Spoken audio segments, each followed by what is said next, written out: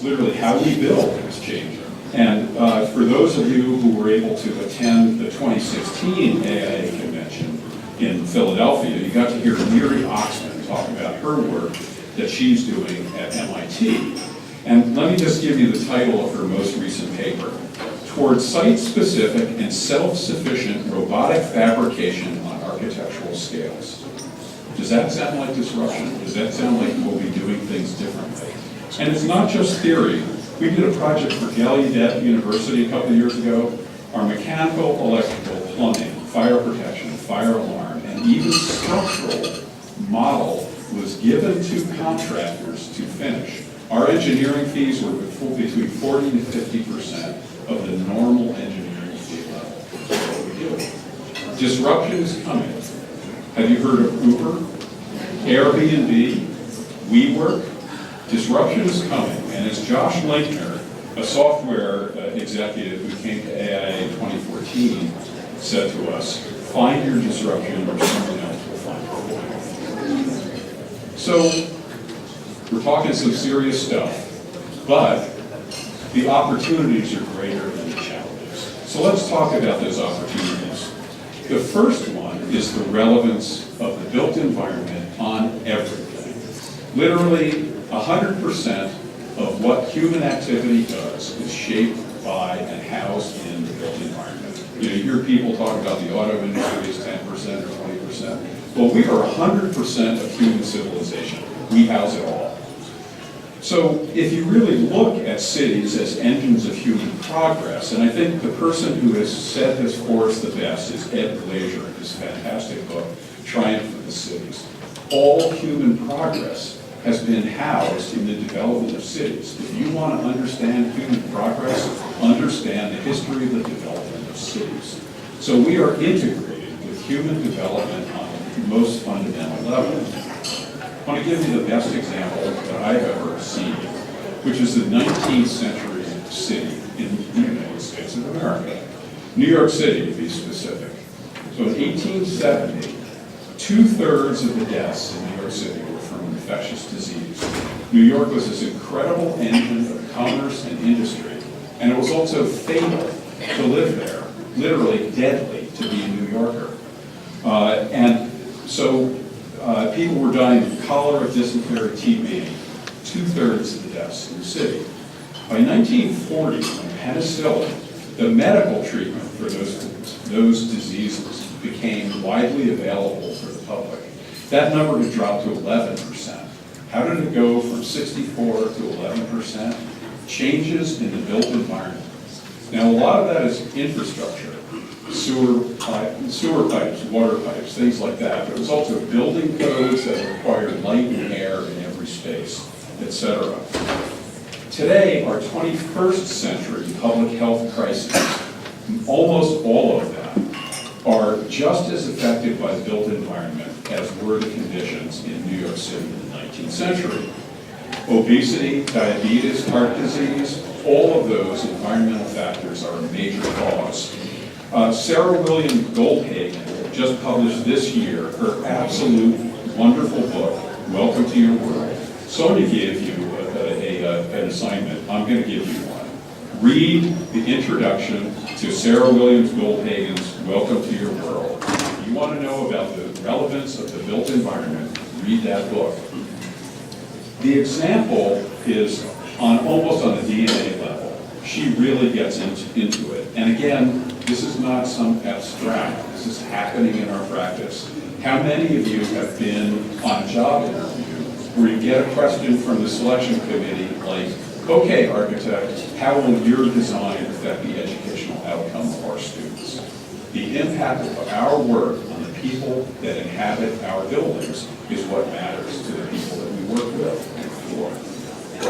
So let's talk about this last threshold of moving from the 20th to the 21st century city. We've already established the relevance to every social, economic, and environmental issue that we face. But what else? And we've already heard this referred to in a number of different ways. We are literally at the dawning of the urban era. In this decade, two super important, profound thresholds have been crossed by the human race. One is 7 billion people. By the way, we'll have another China by 2030. We'll have another 3 billion people by 2050. So population growth is a major, major factor in what faces us over the next generation. But with that is also the movement to people being in urbanized surroundings. So also during this decade, for the first time, more than 50% of the people in the world now live in urban settings. More people wake up in the morning, look out their window, and they see a building than they see a tree. So welcome to the urban era. We are now its stewards. And with that, again, by the end of the century, 85% of all people in the world will live in urbanized areas. Does anybody have any jobs related to the urbanized area? Anybody in the room? This is us. The world is turning to us and asking us to be accountable for the world that it needs for its progress. The other thing that we're dawning the carbon-free era. Our requirement is to design carbon-free buildings. The number is 0. 0 is a very low number. But I would argue that in our profession, we're really used to 0. How many people is it okay to have die in your buildings from a fire? Anybody got 0 on that one? So we're used to 0. We just have to take it on as a design challenge.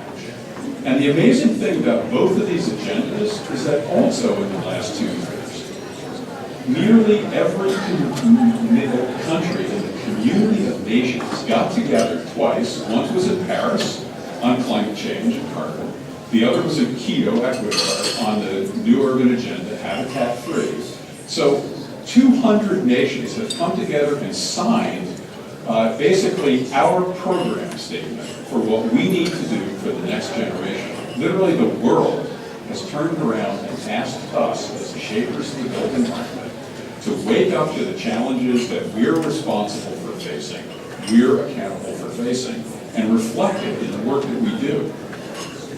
The roadmap to 0, let me just give you the 4 things that are required of us, okay? Can we do this? Number 1 is to build high-performance buildings. We know how to do that. We just have to do it all the time. The second is to renovate the building stock so that it is now all our buildings performing like high-performance buildings. The number, by the way, is 50%. We need to drop the carbon footprint today by 50%. Again, we know how to do that. Deep energy retrofits, etc. We know how to do this. The third is to lower the embodied carbon of how we build. And this is actually the greatest challenge. What are we making our buildings out of? Do you know the carbon footprint of the materials that you specify on your buildings? Everybody that does, raise your hand. No hands went up. My hand didn't go up. This is our biggest challenge to face. And the fourth is to double the amount of renewable energy. So 4 conditions, we know how to meet 3 of them, hands down. We have 1 challenge. Let's figure out what we're doing with the carbon footprint of how we build our buildings. So let me just conclude that if we started with this big threat. So what's the solution to the big threat of disruption? And it's basically following the models of Uber and Airbnb and WeWork, et cetera. And that is to become direct social entrepreneurs with what we do. Well, what does that mean? Let me read you 2 quotes. One is from Arnold J. Toynbee, and his quote is, "The 20th century will be chiefly remembered by future generations not as an era of political conflicts," we had some pretty cool political conflicts in the 20th century, "or technical innovation." We had some pretty cool technical innovation in the 20th century too. But as the age in which humans dared to think of the welfare of the whole human race as a practical objective. In other words, everyone, everywhere. Carbon neutral means everything. Our charge is everyone, everywhere, everything. And then I want to end with another quote, which is actually a little simpler, which is Winston Churchill. "First we shape our buildings, thereafter they shape us." And that is the secret of what we do. What matters to our clients, what matters to our communities, is the impact that our buildings that our design decisions have on their lives. We're the ones that are charged to figure out how to get the steel and the glass to come together and have that detail just right with the little reveal and all that kind of stuff. That isn't what impacts their lives for them. It's what does it mean for their health, their well-being, their ability to function in the ways that they want to function. Design impact matters. Architects and planners and preservationists and real estate professionals and all the many, many people that we work with, we shape people's lives. And I want to just end with going back to that 19th century example. So we have a deadly city, we've got to solve it. We need infrastructure, we need to do all these things to solve it. Got it. What did the architects of the day do? How did they respond? They didn't say, hey, pipes are great, we're done. They said, oh, cities need to be fantastic, wonderful places where people can thrive and people can fulfill their lives. And they said, we need parks, we need libraries, we need schools, we need beautiful cities. And the beautiful city movement was brought about. So our school, our challenge is, what is City Beautiful 2.0? What are we going to do with the 21st century to aspire not just to getting all these pipes right, but to actually find a way that the 21st century experience for everyone, everywhere, in every way is the best experience that it can be. So to help make that happen is why I thought it would be good to spend 2 years of my life being president of the AIA, or leading up to it and being president of the AIA. It is a great privilege to be here today. Let's work together. Seize the relevance of what we do. We don't have to seek it, we just have to seize it. Thanks very much for letting me be here.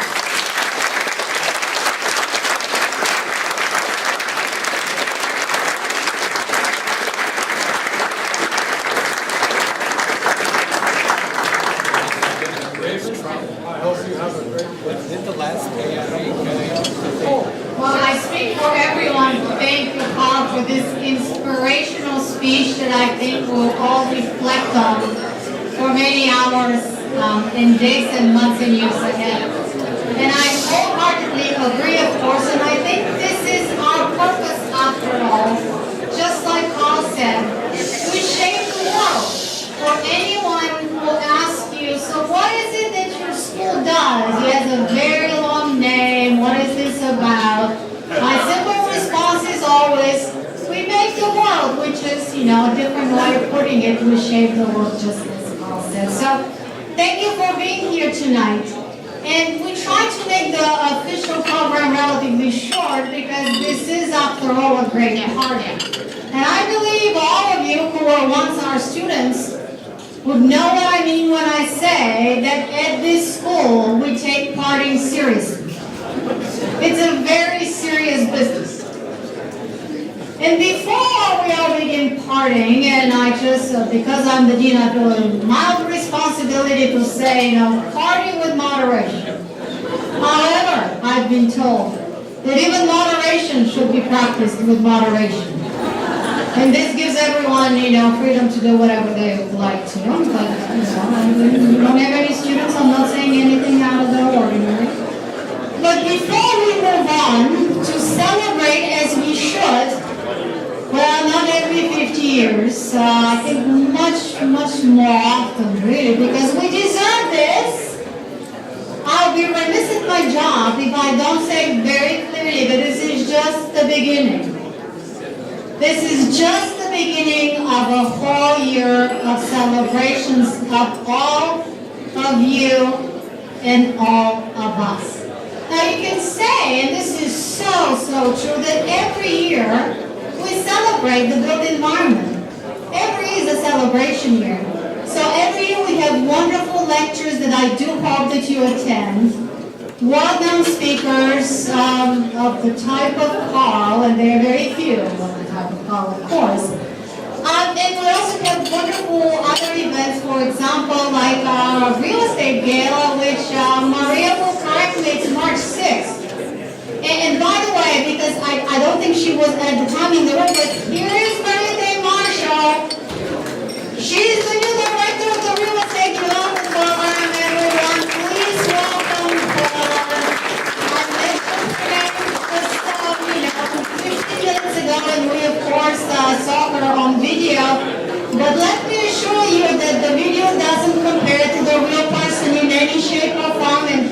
years. So welcome. And so I'll be remiss in my job if I don't mention the kinds of things we are doing this year that we actually are not doing in the other years. Maybe we should. So next spring is going to be a wonderful opportunity for us to join us. For you to join us. We are having a keynote speech by the Director General of UNESCO. She was initially scheduled, you might recall, in October actually, not yet November, but there was some trouble with the United Nations. Did anyone hear about that? Recently, so this had to be rescheduled for February. In addition, on April 13th, we're going to have our very first, our very own inaugural Research and Creative Practice Symposium. So this is going to be a wonderful opportunity for us and for you to share a part of our story of what we do to make the world a better place.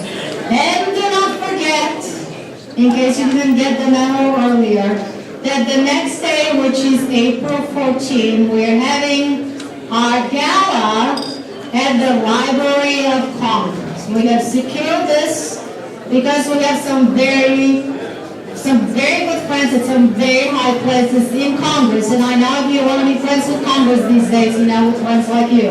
But anyway, so I want to welcome you to those events and again reaffirm our foremost commitment to the values that Carl spoke about, including health, sustainability, art, beauty, diversity, and inclusion. We make the world, and it's up to us, built environment professionals, to make it as it should be.